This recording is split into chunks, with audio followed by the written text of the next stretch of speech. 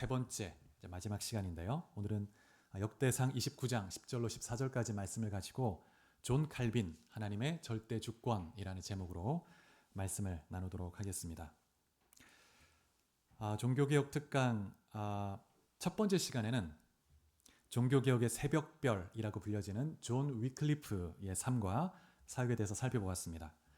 오직 성경이라는 이 종교개혁의 슬로건을 처음 외쳤던 개혁자였죠. 두 번째 시간에는 루터의 생애와 사상에 대해서 살펴보았습니다. 루터는 로마서를 읽고 연구하던 중에 복음의 참된 의미를 깨닫고 오직 믿음이라는 슬로건을 주창하였습니다. 오늘 살펴볼 칼빈은 오직 하나님께 영광 그리고 하나님의 절대 주권을 강조했던 그런 개혁자였습니다. 하나님의 절대 주권이란 하나님께서 온 우주 만물을 그분의 선하신 뜻을 따라 창조하시고 통치하고 다스리신다는 거죠. 그래서 오직 하나님께 영광이 돌아가야 된다는 것입니다. 하나님의 영광이 모든 것의 최종 목표가 되는 것입니다. 그래서 오늘 본문 역대상 29장에서도 주권도 주께 속하였다 이렇게 고백하고 있습니다. 너무나 분명히 선언하고 있죠. 그래서 11절에 보면 여호와여 위대하심과 권능과 영광과 승리와 위엄이 다 주께 속하였사오니 천지에 있는 것이 다 주의 것이로소이다. 여호와여 주권도 주께 속하였사오니 주는 높으사 만물의 머리심이니이다. 이렇게 고백합니다. 로마서 11장 36절에는 이렇게 말씀합니다. 이는 만물이 주에게서 나오고 주로 말미암고 주에게로 돌아감이라. 그에게 영광이 세세에 있을지어다. 아멘. 루터에게 있어서 로마서 1장 16절 17절 말씀이 그의 종교개혁의 믿음의 원리의 핵심이 되었다면 이 로마서 11장 36절은 칼빈에게 있어서 그의 개혁의 중심이 됐던 말씀이라고 할 수 있습니다. 하나님의 절대 주권을 받아들이게 되면 인간의 존재 이유가 아주 명백해집니다. 매 순간 나의 모든 삶의 영역에서 하나님의 주권을 인정하고 하나님의 뜻을 따라 살아가는 것이죠. 나아가서 하나님의 뜻, 하나님의 성품이 사회의 각 영역마다 모든 피조 세계에 드러나게 하는 것, 그것이 우리의 존재 목적이 되는 것입니다. 심지어는 하나님의 모든 선과 이 땅에 벌어지는 모든 악까지도 하나님의 주권적 통치 아래 있다고 고백하게 됩니다. 특별히 이 하나님의 절대 주권 사상은 구원론에 깊은 영향을 주었죠. 그래서 만약 하나님께 모든 주권이 있다면 인간 중에서 구원받을 자와 받지 못할 자까지도 하나님이 정하셨다는 결론에 도달하게 됩니다. 그렇지 못하면 주권이 하나님께 있지 못한 것이 됩니다. 이것을 예종론이라고 하죠. 에베소서 1장 4절에 너무나 명확히 선포하고 있습니다. 곧 창세전에 그리스도 안에서 우리를 택하사 우리로 사랑 안에서 그 앞에 거룩하고 흠이 없게 하시려고 창세전에 우리를 택했다고 말씀하고 있습니다. 하나님의 절대적 주권을 보여주고 있습니다. 그래서 칼빈은 종교개혁의 2세대라고 할 수 있는데 종교개혁의 핵심 사상을 성경을 근거로 해서 체계화하고 종합한 그런 인물입니다.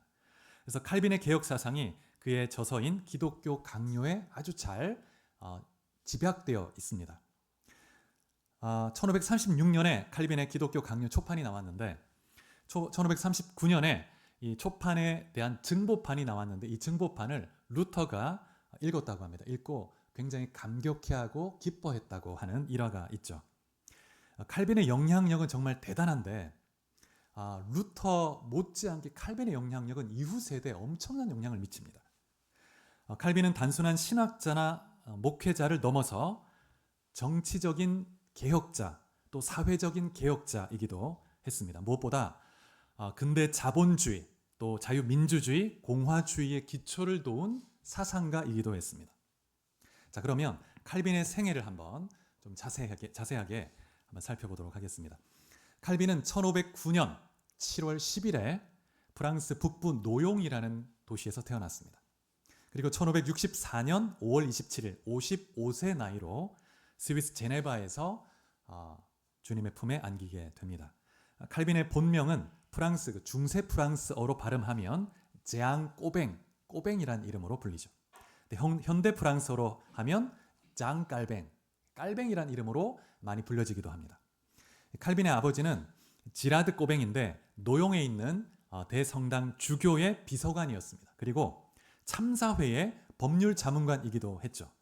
그리고 이제 교회 재정을 담당하기도 했는데, 그래서 아버지의 이런 영향과 덕분으로 칼빈이 12살 때 교회에서 성직록을 받았는데, 성직록은 사제에게 주는 사례비죠. 그런데 이 비용이 장학금으로 쓰여지기도 했다고 합니다. 그래서 칼빈이 어릴 때부터 신앙적 아버지 슬하에서 신앙 안에 비록 이제 교황주의 그런 신앙이긴 하지만 신앙 안에 자랐고 아주 명석한 두뇌를 가지고 아주 공부를 잘했다고 합니다.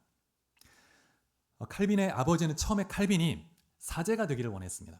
그래서 칼빈이 아버지 뜻을 따라 12살 때 파리에 가서 공부를 하게 되는데, 1523년에 칼빈이 14살일 때 마르슈 대학, 파리에 있는 마르슈 대학에 들어가서 라틴어를 배우기 시작합니다. 그리고 몽테규 대학에 가서 성경과 스콜라 철학을 배우기 시작하죠. 그래서 신학을 하려면 당시에 라틴어를 해야 됩니다. 초대 교회 그 많은 저서들이 라틴어로 되어 있기 때문에 라틴어를 반드시 해야 되죠. 근데 칼빈의 아버지가 갑자기 이제 칼빈에게 너가 법을 공부하면 좋겠다. 루터 아버지 한스 루터도 이제 중산층으로 부를 좀 빨리 축적할 수 있는 방법이 법률가가 되는 길이라고 생각했기 때문에 루터에게 법률가가 되기를 권했죠. 근데 칼빈의 아버지도 좀 마음이 변화돼 가지고 경제적으로 부를 빨리 쌓을 수 있는 길이 법률가라고 생각하고 너가 차라리 법률가가 되라 이렇게 권한 거예요. 그래서 칼빈이 굉장히 좀 순종적 아들이었던 것 같습니다. 그래서 아버지 권유에 따라서 오를레앙 대학 또 부르주 대학에 가서 법을 공부하게 됩니다.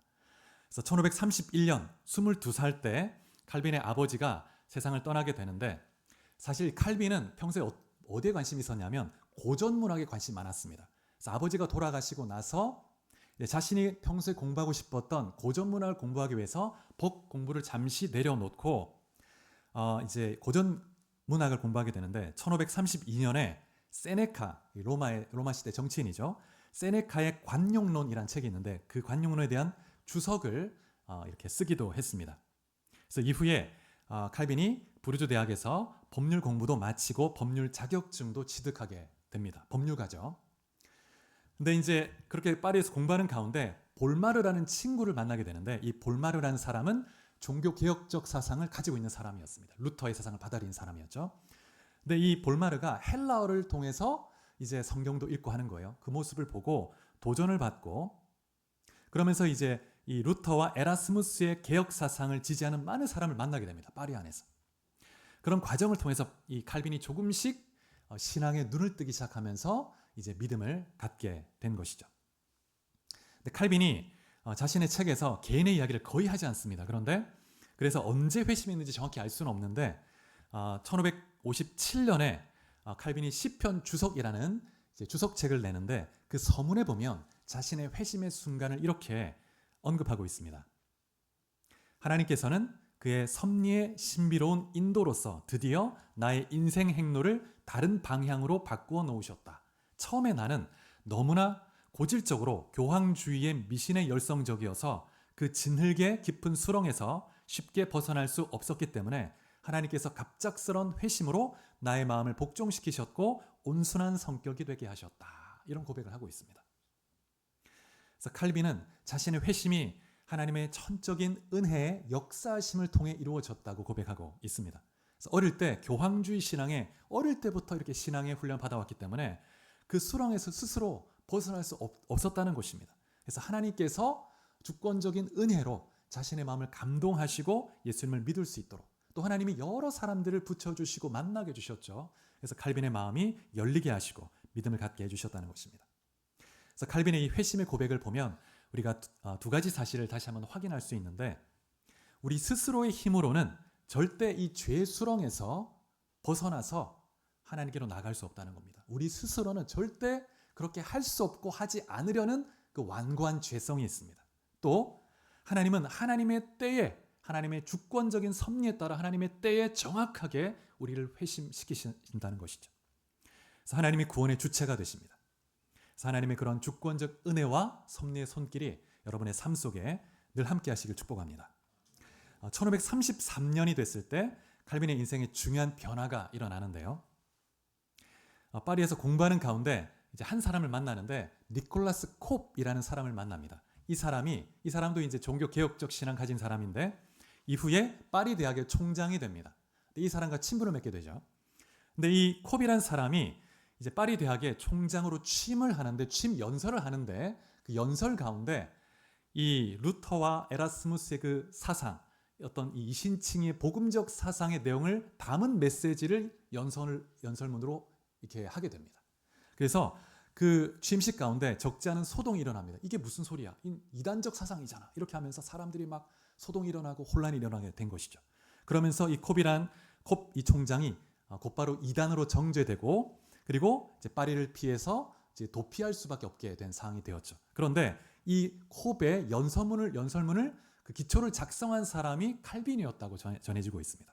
그래서 칼빈도 덩달아서 이제 도피를 해서 파리 여러 지역에 숨어서 지내게 된 것이죠. 그런데 1년 후에 1534년 10월 달에 프랑스에서 포스터 사건이라는 사건이 일어나게 됩니다.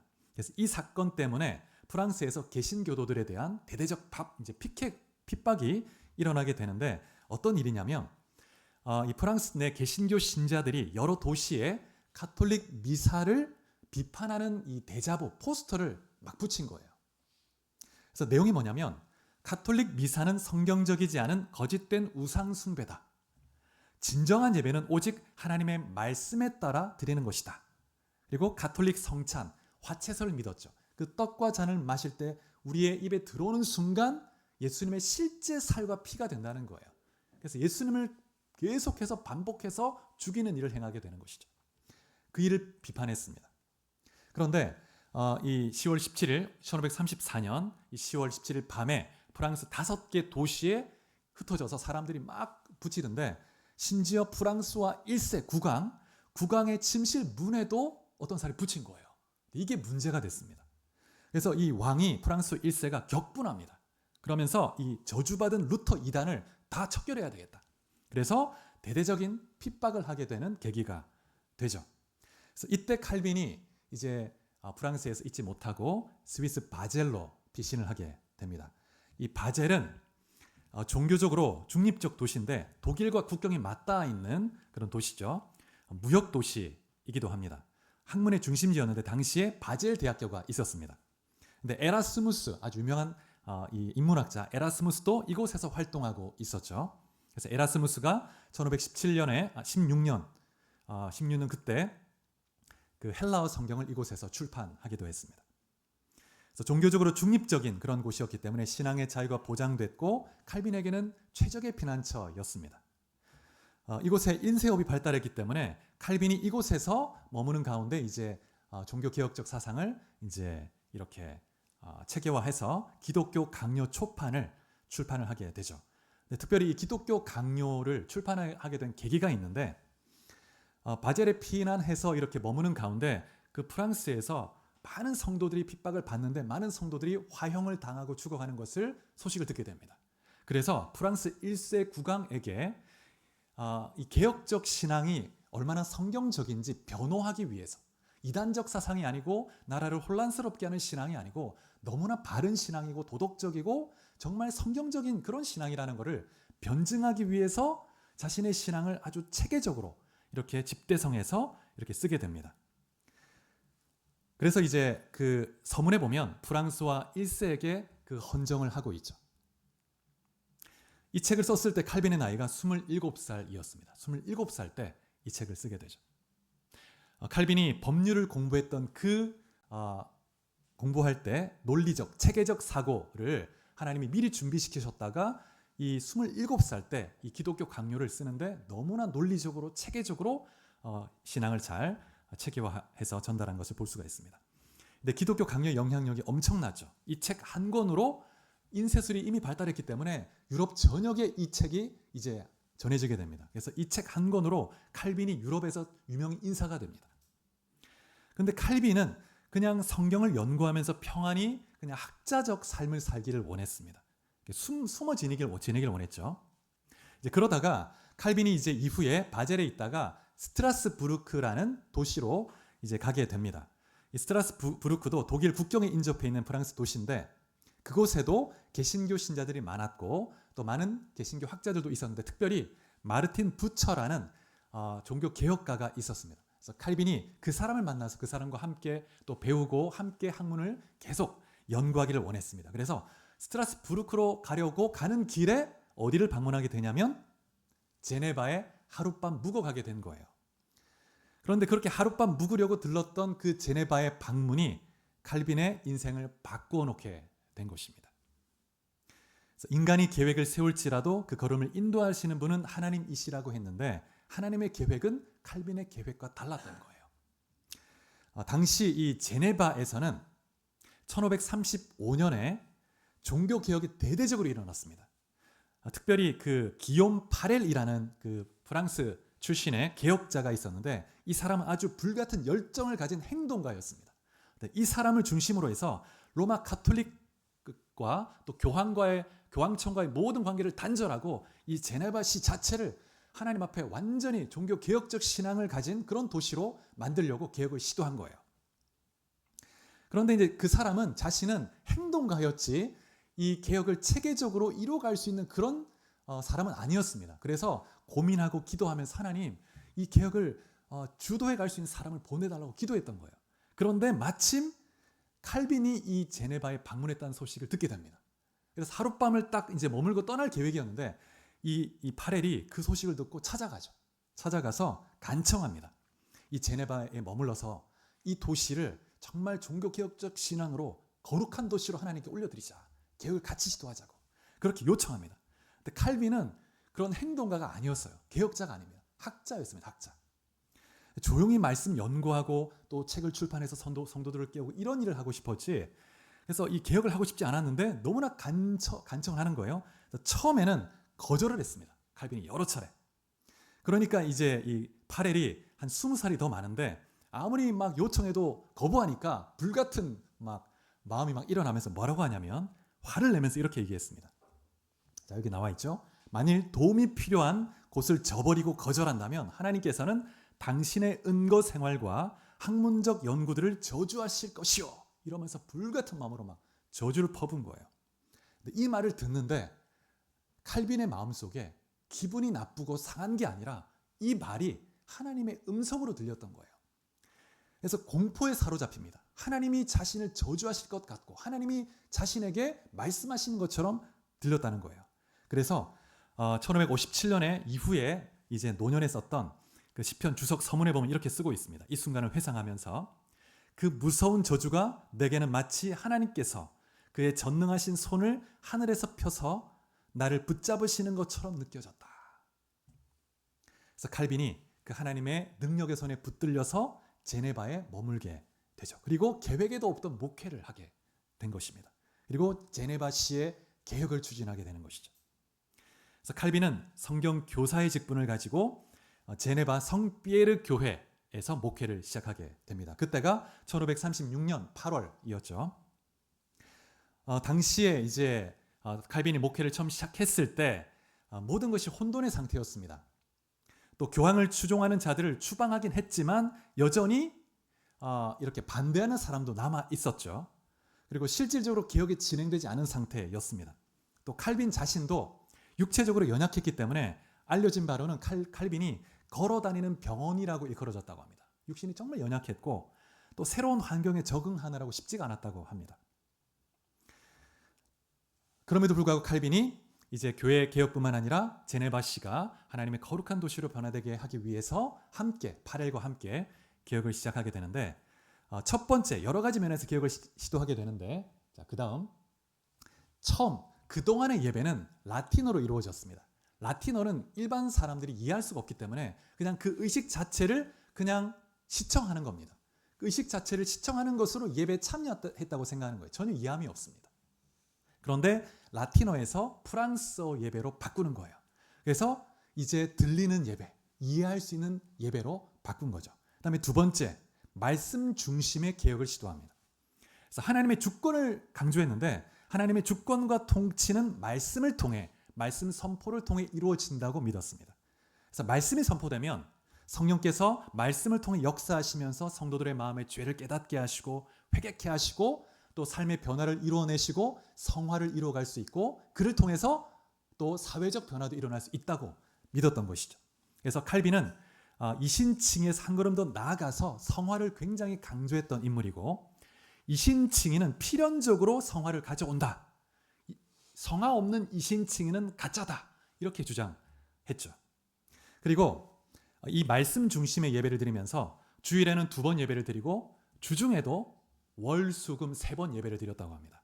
그래서 주일에 예배를 드릴 때는 주로 신약 성경을 제 순서대로 강해하고 주중에는 구약 성경을 차례로 강해를 했죠. 그래서 지금도 칼빈 주석이 창세기부터 이렇게 쭉 신구약 성경 전체 몇 권을 빼고는 전체 주석이 지금도 나와 있습니다. 지금 보아도 통찰력이 대단하죠. 그 500년 전에 쓰여졌던 그 주석임에도 불구하고. 세 번째는 성례 개혁을 추진했습니다. 기존의 가톨릭에서는 화채설을 주장했죠. 화채설. 그런데 그것을 거부하고 종교 개혁자들도 공제설, 단순히 상징일 뿐이다 이런 주장을 했지만 칼빈은 영적 임재설을 주장했습니다. 성찬을 통해서 주님이 친히 임재하시는 것이다.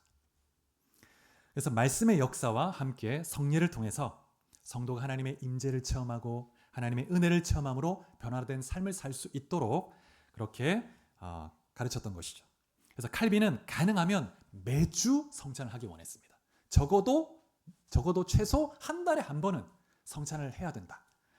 그런데 이제 나중에 또 말씀드리겠지만 의회가 반대를 하죠. 그래서 1년에 4번 하는 것으로 이제 이렇게 정하게 되는데, 그 다음에 네 번째는 제네바 아카데미를 설립해서 정부 관리라든지 목회자 양성에 힘쓰게 됩니다. 그래서 이 제네바 아카데미는 존 낙스, 스코틀랜드의 개혁자 존 낙스가 이곳에 와서 이제 배우고 이렇게 돌아가서 스코틀랜드의 장로교회, 그 다음에 종교개혁을 주도해 나가게 되죠. 근데 존 낙스가 뭐라고 하냐면 예수 그리스도께서 인도하시는 그 제자 학교 이후로 역사상 최고의 학교다 이렇게 찬사를 보낼 정도로 너무나 좋은 학교였죠. 많은 사람이 이제 양산이 이제 배출이 됩니다.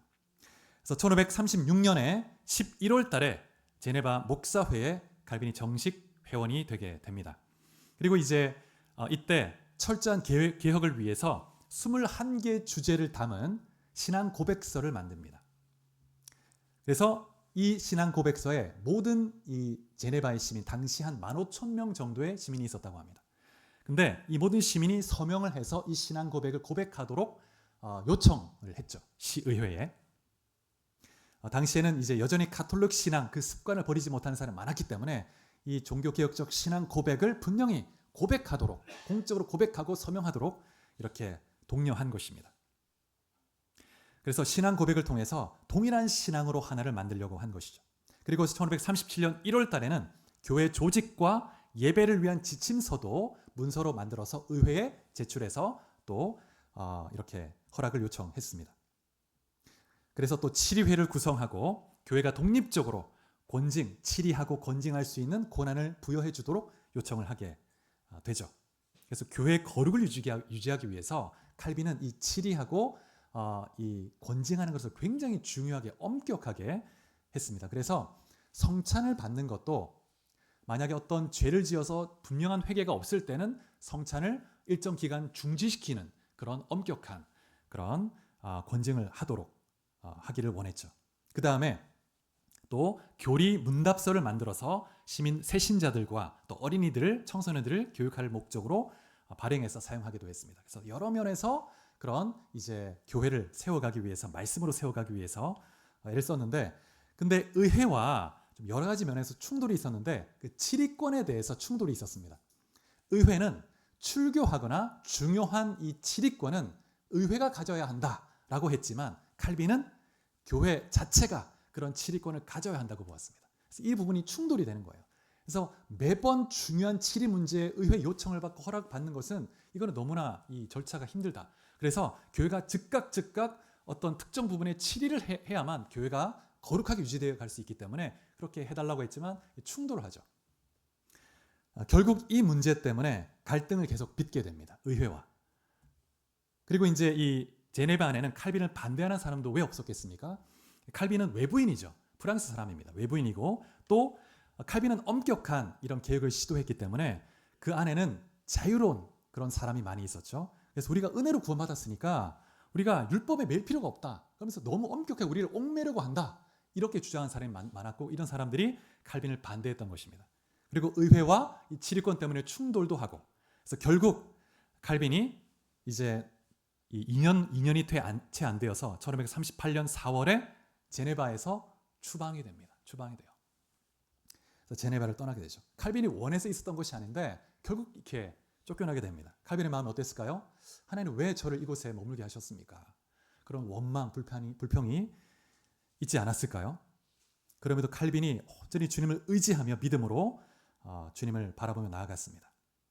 그래서 칼빈이 참 힘든 시간을 보냈는데 그 짧은 2년이 안 되는 시간 동안 많은 반대도 있었고 그 다음에 건강도 좋지 못했고 그래서 칼빈이 이 2년 동안의 이 제네바에서의 첫 그 머물렀던 시간을 이렇게 고백합니다. 제네바에서의 시간에 머무는 동안 나를 짓눌렀던 역경을 나누면 여러분들은 믿지 않을 것입니다. 나는 하루에도 10번씩 죽음을 동경하며 지내야 했습니다. 처음 2년 동안 몸도 너무 약하고 힘들고 그러면서 너무 막 반대가 심하고 이래가지고 하루 10번도 죽고 싶었다는 거예요. 그래서 칼빈이 이제 결국 그 1538년 4월에 추방이 돼서 가고 싶었던 스트라스부르크로 가게 됩니다. 그곳에서 3년을 보내게 되는데 그곳에서 칼빈은 정말 에덴에서 보내는 정말 푸른 초정의 삶을 보내게 되죠. 그곳에서 성 니콜라스 교회에서 많은 피난민들을 말씀으로 섬기며 이제 목회를 하게 되는데 이곳에서 시편 찬송가도 만듭니다. 그리고 특별히 만나고 싶었던 마르틴 부처와 만나서 그와 교제하고 배우고 또 개혁적 사상을 더 깊이 다듬어가게 되죠. 특별히 아주 특별한 한 사람 만나는데 칼빈이 아내를 만납니다. 이델레트라는 여인을 만나죠. 이때 칼빈의 나이가 31살이었습니다. 아내는 3살이 많았는데 과부였습니다. 2 아들이 있는 과부였어요. 그래서 칼빈과 함께 9년 동안 이제 아내로 사모로 충실하게 그 역할을 감당하다가 제네바에서 이제 죽음을 맞게 되는데 이 칼빈의 아내 이델레트가 사망할 때 칼빈이 이렇게 말합니다. 당신의 그 2 자녀를 내가 끝까지 책임지고 잘 양육하겠다고. 그러니까 이델레트가 나는 이미 그들을 하나님께 맡겼습니다. 하나님께 맡겼습니다. 그리고 이제 눈을 감았죠. 이후에 칼빈이 죽을 때까지 이제 독신으로 지내게 됩니다. 그래서 칼빈이 이제 스트라스부르크에서 안식의 시간을 갖고 그 다음에 또 은혜의 시간을 갖고 또 그 다음에 신학적으로도 더 날카롭게 체계화하고 다듬어가게 되는 시간을 갖게 됩니다. 그렇게 3년을 보내는 동안 제네바에 정치적 변화가 일어납니다. 그래서 칼빈을 반대했던 그런 세력이 다 시의회에서 떠나게 되고 이제 칼빈을 지지하는 사람이 줄을 이루게 된 거예요. 그러면서 이제 다시 우리가 칼빈을 초청합시다. 그래서 칼빈을 가서 파렐과 시의회 의원들이 가서 스트라스부르크에 가서 청빙을 하는 거예요. 꼭 와달라고 요청하죠. 그래서 칼빈이 정말 가고 싶지 않았습니다. 그래서 절대 가고 싶지 않았는데 근데 기도하는 가운데 이런 고백을 하죠. 자, 같이 한번 읽어볼까요? 시작.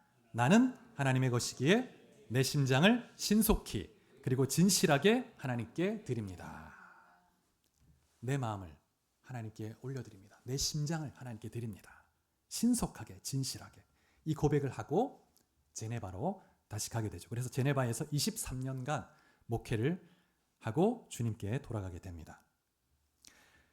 그래서 이제 제네바에서의 사역 여전히 반대가 없지 않았지만 의회의 지지를 힘입어서 교회와 사회 여러 영역에서 개혁을 이루어가게 되는 것이죠. 이제 교회 직분을 4가지로 구분을 했습니다. 목사, 장로, 집사, 교사 4직분을 가졌죠. 당시에 제네바에 목회자가 9명이 있었다고 합니다. 그래서 목회자 모임을 만들어서 매주 정기적으로 모여서 성경 공부하고 기도하고 중요한 주제를 같이 토론하기도 하고 그리고 목회자 후보생을 심사하기도 하는 일을 했습니다. 칼빈이 교회가 거룩하게 유지되어 가기 위해서 정말 중요한 교회 표지가 있다고 믿었는데 3가지. 첫 번째는 바른 말씀의 선포. 말씀의 바른 선포가 너무나 중요하다. 말씀. 바른 말씀의 선포가 교회인가 교회 아닌가 그 표지다. 기준이다. 그 다음에 2번째 바른 성찬의 집행. 성찬을 너무나 중요하게 생각했습니다. 바른 성찬의 집행. 3번째 올바른 권징. 권징이 있을 때 그때 거룩한 교회로 설 수 있다고 생각했죠.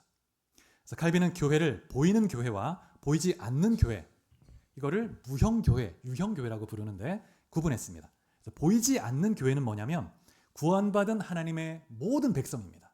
이 지구상에 또 역사상 존재했던 구원받은 하나님의 모든 백성, 그들은 예수 그리스도를 머리로 해서 한 몸을 이루고 있습니다. 보이지 않죠.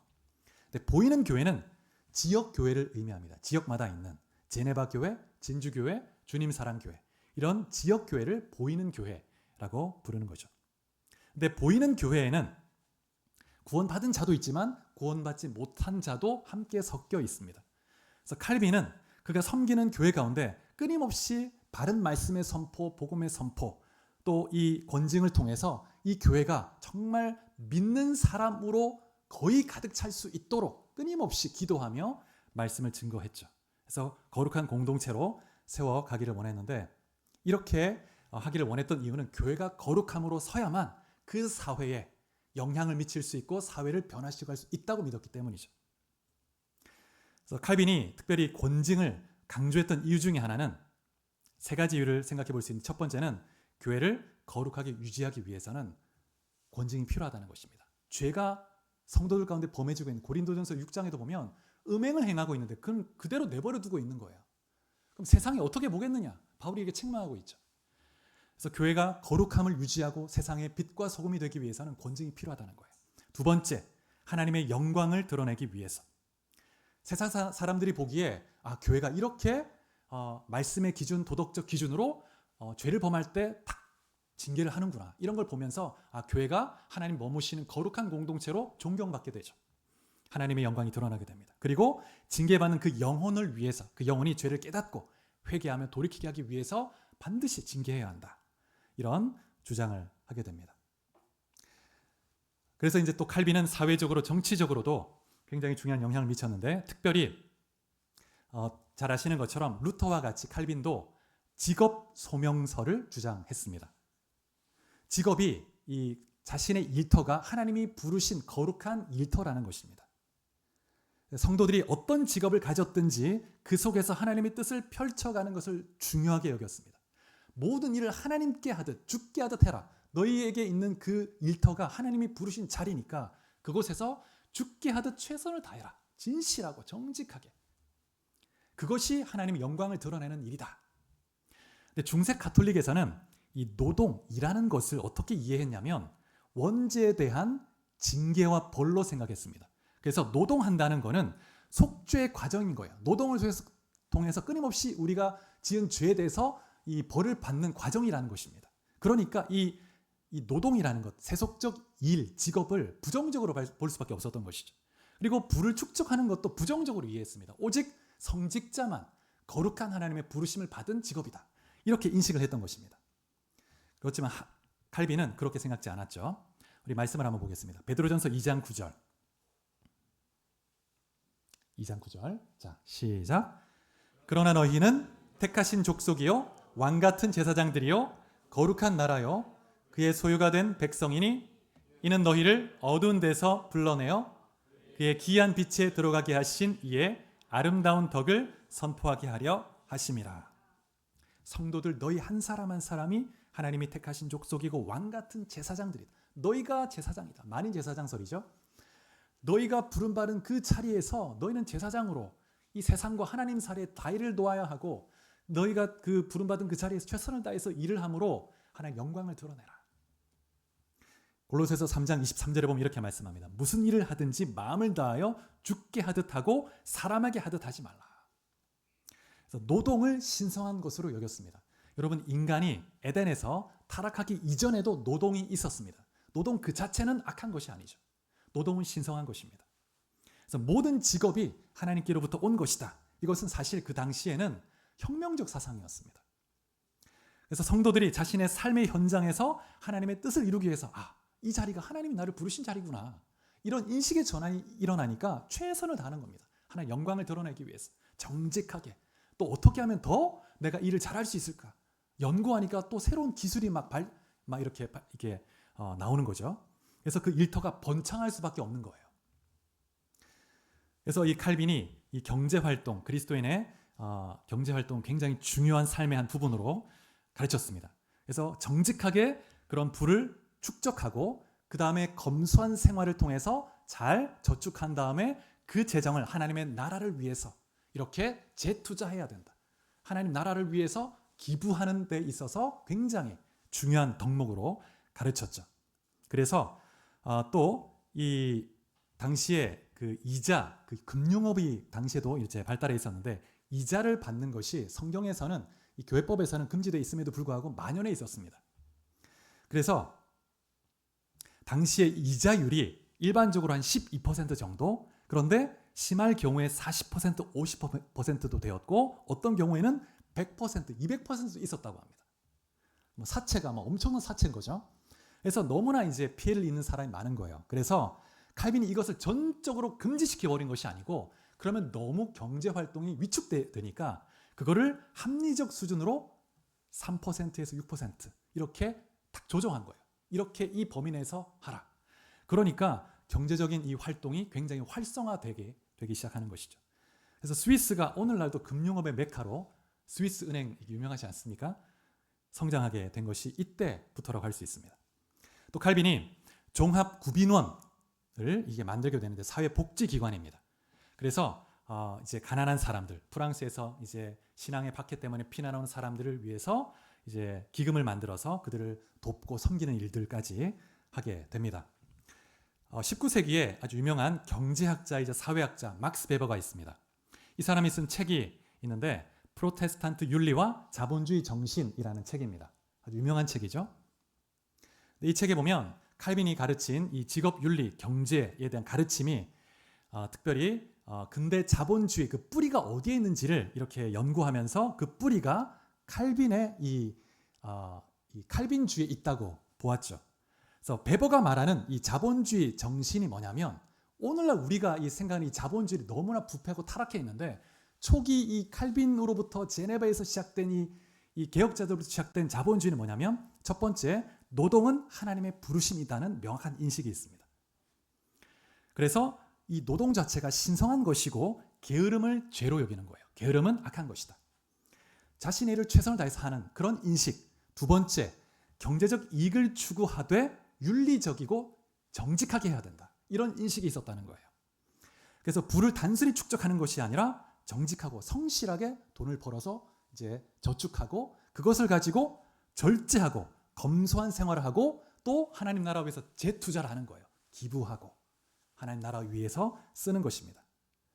그래서 이것이 이 근대 자본주의 정신의 출발이라는 것이죠.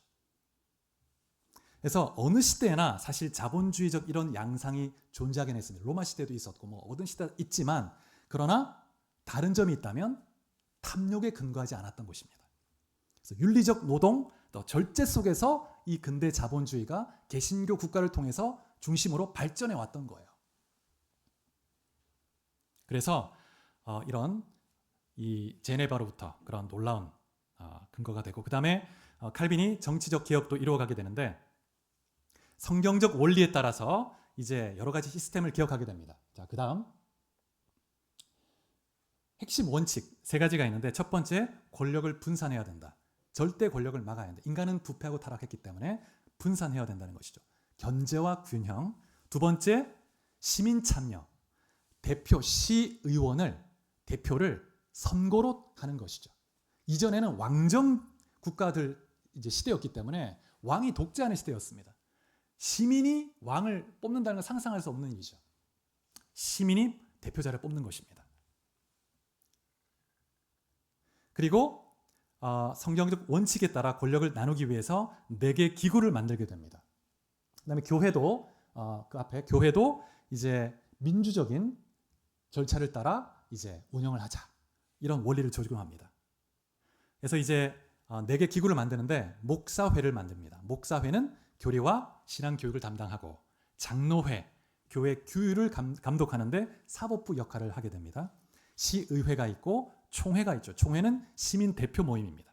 그래서 이런 권력의 분산을 통해서 서로가 견제하면서 함께 시를 개혁해 나갔던, 그래서 오늘날 삼권 분립의 그런 기초가 된다고 할 수 있습니다. 그래서 칼빈은 모든 권력은 하나님께 속하고 인간은 이것을 나누어서 감당해야 한다라는 인식을 가지고 이렇게 했던 것이죠. 당시에 이제 시민 대표를 의원을 선거로 뽑긴 했지만 모든 시민이 한 건 아니고 남성들만 일정 연령 이후에만 남성들만 투표권을 가지고 있긴 했죠.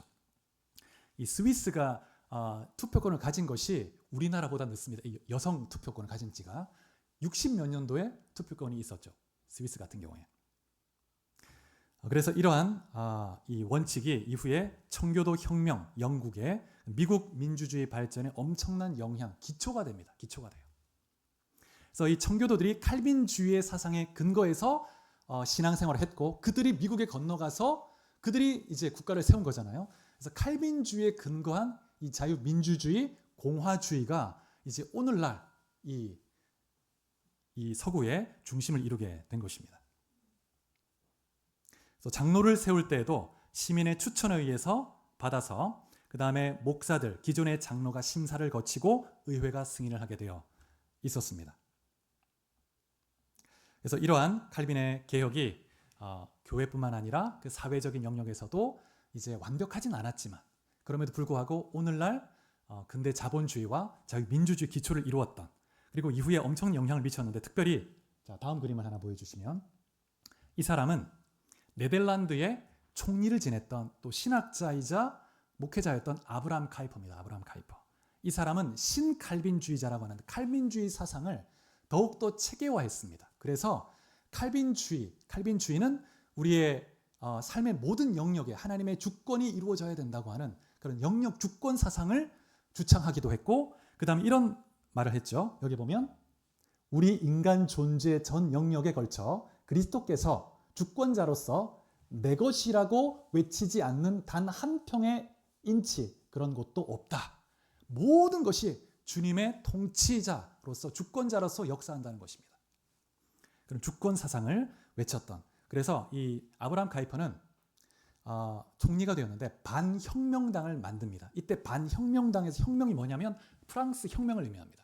프랑스 혁명은 반기독교적인 운동이죠. 그래서 많은 기독교 말살 운동입니다.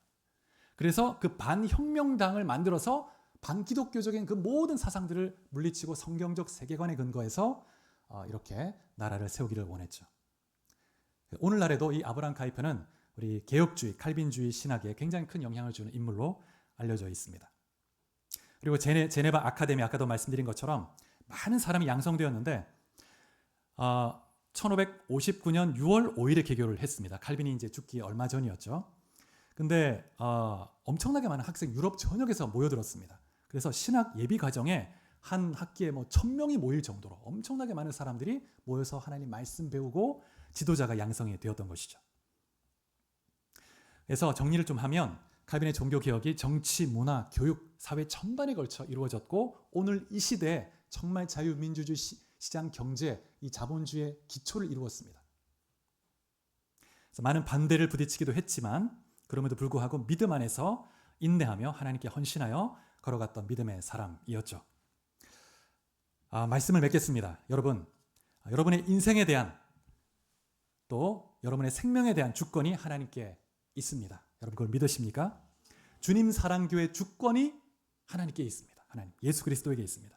대한민국의 흥망성쇠가 하나님께 있습니다. 이 하나님의 주권을 묵상하고 그 주권을 인정하는 신앙의 삶은 놀라운 은혜가 있습니다. 하나님의 주권을 인정하면 내 삶에 일어나는 모든 불행조차도 하나님의 선하신 뜻이 있다고 고백하게 됩니다. 감사하게 됩니다. 하나님이 섭리 가운데 어떠한 뜻을 이루시려고 하나님이 이 일을 허락하셨을까 고백하는 것이죠. 그래서 하나님의 주권을 믿는 사람은 섭리적 신앙을 가지고 어떠한 상황 가운데서든지 감사하며 자신에게 주어진 일들을 하나님의 영광을 위해서 최선을 다하게 되는 것이죠. 그러니 칭찬받고 그 사람을 통해서 놀라운 지혜가 나타나서 그 일터가 막 발전하고 번창하고 이런 일들이 일어나게 되는 것입니다. 그래서 빵을 하나 만들어도 이 빵을 어떻게 더 건강하게 더 맛있게 건강한 빵을 만들까 하나님 지혜를 주십시오. 이렇게 하니까 그 빵집이 잘 될 수밖에 없는 것이죠. 그래서 삶이 그런 사람이 사회를 변화시켜 갈 수 있는 것입니다.